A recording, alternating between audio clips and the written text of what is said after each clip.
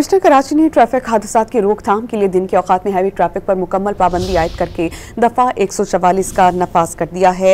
Heavy traffic के सुबह 6 बजे से रात 10 बजे तक कराची में दाखिले पर पाबंदी आयद होगी और पाबंदी का इत्तलाक तामीराती माल बरदार डंपर्स भी होगा। वाज़ेह रहे कि गुज़श्ता कई माह से ट्रैफिक हादसात में वाज़ेह तौर पर हमें ये देखने में आया है कि इजाफा हुआ है। बहुत सी अमवात रिपोर्ट हुई हैं जिसके बाद ये एक्शन लिया गया है कमिश्नर कराची की जानिब से, जिन्होंने ट्रैफिक हादसात की रोकथाम के लिए दिन के औकात में हैवी ट्रैफिक पर मुकम्मल पाबंदी आयद करके दफ़ा 144 नाफिज कर दी है। इस पर हम बात करेंगे डॉन न्यूज़ के रिपोर्टर इमरान नहद खान से। इमरान, बताइएगा ये पाबंदी कितने दौरानिए के लिए है और कब से इसका इत्तलाक होगा?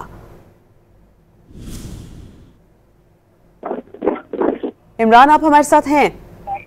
जी बिल्कुल, कमिश्नर कराची की जानिब से शहर में ट्रैफिक जो हादसात हैं उस पर काबू पाने के लिए एक बार फिर हुक्मनामा जारी कर दिया है। कराची में दिन के औकात में जो हैवी ट्रैफिक है उस पर मुकम्मल पाबंदी आयद कर दी गई है कमिश्नर कराची की जानिब से, जबकि ये भी पाबंदी लगाई गई की इतलात ये है कि कोई भी ऐसे डंपर जो है वो कहीं भी इस मरकजी जो रोड है उस पर नजर नहीं आएगा। जो कमिश्नर कराची के अहकाम है उस पर अमल नहीं किया तो फौरी तौर पर एक्शन लिया जाएगा।